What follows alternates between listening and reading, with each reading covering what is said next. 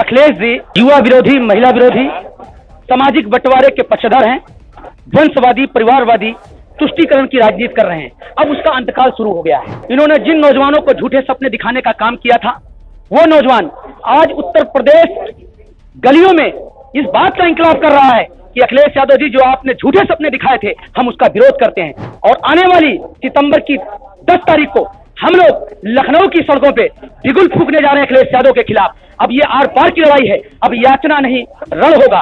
अखिलेश जी, हम लोगों ने अपना कैरियर दे दिया आपको, 25-25 साल, 27-27 साल, रेखी नहीं आई थी आपने। न कोई कारण बताओ नोटिस, न कोई नोटिस। आपने संविधान के दायरे के हिसाब से आपको नोटिस देना चाहिए, आपने निष्कासन किया है। समाजवादी पार्टी से निष्कासित 3 बड़े चेहरे आज हमारे साथ बात करने के लिए है। सबसे पहले बात करेंगे प्रदीप तिवारी जी से। प्रदीप जी, आज आप लोगों ने प्रेस कॉन्फ्रेंस करी है, बड़े हमले किए, क्या कहेंगे, क्यों आज प्रेस कॉन्फ्रेंस करना पड़ी? इससे पहले तो जब आप लोग निष्कासित भी नहीं हुए थे, तब भी आप लोगों ने बगावत करी थी। देखिए अखिलेश जी युवा विरोधी, महिला विरोधी, सामाजिक बंटवारे के पक्षधर हैं, वंशवादी, परिवारवादी, तुष्टीकरण की राजनीति कर रहे हैं। अब उसका अंतकाल शुरू हो गया है, अब उसका अंतकाल शुरू हो गया है। और उत्तर प्रदेश का नौजवान पूरी तरीके से अंगड़ाई ले लिया है कि अब इन्होंने जिन नौजवानों को झूठे सपने दिखाने का काम किया था, वो नौजवान आज उत्तर प्रदेश गलियों में इस बात का इंकलाब कर रहा है कि अखिलेश यादव जी, जो आपने झूठे सपने दिखाए थे, हम उसका विरोध करते हैं। और आने वाली सितंबर की 10 तारीख को हम लोग लखनऊ की सड़कों पे बिगुल फूंकने जा रहे हैं अखिलेश यादव के खिलाफ। अब ये आर पार की लड़ाई है, अब याचना नहीं रण होगा, संघर्ष बहुत भीषण होगा। ये लड़ाई कोई व्यक्तिगत लड़ाई नहीं है, ये लड़ाई विचारधारा की लड़ाई है। अखिलेश जी, हम लोगों ने अपना कैरियर दे दिया आपको, 25-25 साल, 27-27 साल, रेखी नहीं आई थी आपने। न कोई कारण बताओ नोटिस, न कोई नोटिस। आपने संविधान के दायरे के हिसाब से आपको नोटिस देना चाहिए, आपने निष्कासन किया है। ठीक है, लोकतांत्रिक प्रक्रिया है, मैं कहता हूं। और मैं इस बात का पुरजोर विरोध करूंगा कि आपने पहले ऋचा सिंह को ऐसे ही फॉर्मेलिटी करके आपने गलत नियमों के तरीके निकाला, आपने रोली तिवारी को गलत नियमों से निकाला, आपने प्रदीप तिवारी को निकाला, ब्रजेश यादव को निकाला, पीड़ित तिवारी को निकाला। ये आपकी लोकतांत्रिक प्रक्रिया गलत है। प्रदीप भाई, ये बताइए, निष्कासन आपका बाद में हुआ है, पहले ही आपने बगावत कर दी थी, पहले ही बयानबाजी हुई थी, हमारी भी बातचीत आपसे पहले हुई थी। हम तमाम आरोप आप लोगों ने, हम समाजवादी लोग हैं। नेताजी अक्सर कहते थे, अपनी बड़ी बड़ी मीटिंगों में, ए नौजवान साथियों, जब तुम्हारे साथ कोई जुल्म जाती हो, अत्याचार हो, तो उसका तुम जवाब देना, बगावत करना, धरना करना, प्रदर्शन करना। यहां तक तुम्हारी बात न सुनी जाए तो तुम पुरजोर विरोध करना सड़कों पर बैठ करके, चाहे मैं मुख्यमंत्री हूं, चाहे मैं राष्ट्रीय अध्यक्ष हूं, चाहे मैं रक्षा मंत्री हूं। ये नेताजी कहते थे। उसी रास्ते पे हम लोगों ने बगावत किया। सच कहना अगर बगावत है तो हम भी बगावत करते हैं। हम समाजवादी आंदोलन के लोग हैं, हम समाजवादी आंदोलन। आपने पार्टी से निकाल दिया हम नौजवानों को, आपने लाखों करोड़ों, हजारों लाखों करोड़ों लोगों, नौजवानों के दिल से कभी नहीं निकाल सकते। मोर्चा बनाने की बात कह रहे थे, मोर्चा कब तक की फॉर्म होने जा रहा है, क्या स्वरूप रहने?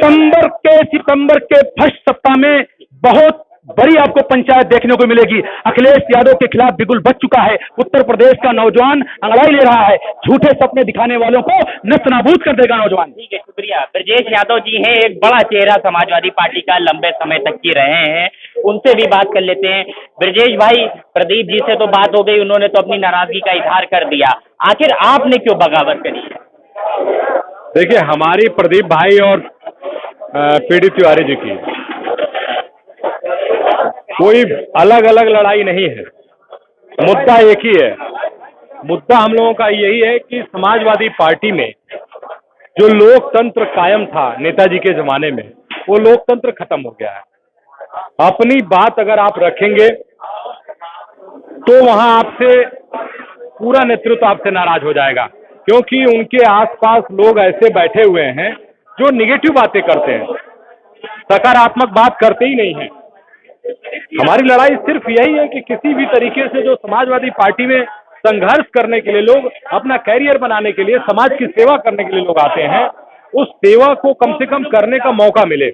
उसी उपचुनाव के प्रत्याशी से भी आप लोग अदावत रखे हुए हैं, उसके खिलाफ भी आज आवाज बुलंद कर रहे हैं। सुधाकर सिंह से क्या नाराजगी हो गई? किसी व्यक्ति से हमारा कोई अदावत नहीं है। मैं समाजवादी पार्टी के राष्ट्रीय अध्यक्ष जी से ये पूछना चाहता हूं कि आप पूरे प्रदेश और देश में पीडीए की बात करते हैं, तो क्या पीडीए का कोई कैंडिडेट नहीं था? पहले ही उपचुनाव में आपने जो है पीडीए के फार्मूला को फेल कर दिया, खुद ही बनाते हो, आप खुद ही फेल कर रहे हो। हमारे किसी व्यक्ति से विरोध नहीं है, और सच्चाई यही है कि आप घोषी चुनाव हारने जा रहे हो। अच्छा, घोषी तो चलिए आपके मुताबिक सपा हारने जा रही है। आपके साथियों ने कहा रामचरितमानस पे स्वामी प्रसाद मौर्य ने टिप्पणी करी, सब चीजें हुई, उनके ऊपर झूठा तक ही चल गया। लेकिन जो आप जिस बिरादरी से आते हैं, यादव समाज की मैं बात करने जा रहा हूँ, ओम प्रकाश राजभर का कहना है 12 बजे के बाद यादवों को या ये कहे अहीरों को बुद्धि जागती है। इससे आप कितना इत्तेफाक रखते हैं? देखिए, हम लोग छात्र राजनीति से निकले हुए व्यक्ति हैं। छात्र राजनीति में हमको सिखाया गया है, जब हम लोग पढ़ने गए तो हम लोगों को मर्यादा सिखाया गया है। कोई भी व्यक्ति हो, हम हो चाहे कोई हो, हमें सिर्फ अपनी मर्यादा में रह के बात करनी चाहिए। इसलिए मैं आपसे कहना चाहता हूं कि समाजवादी, जब नेताजी ने समाजवादी पार्टी बनाया था तो समाज के सारे वर्ग के लोगों को लिए उन्होंने बनाया था।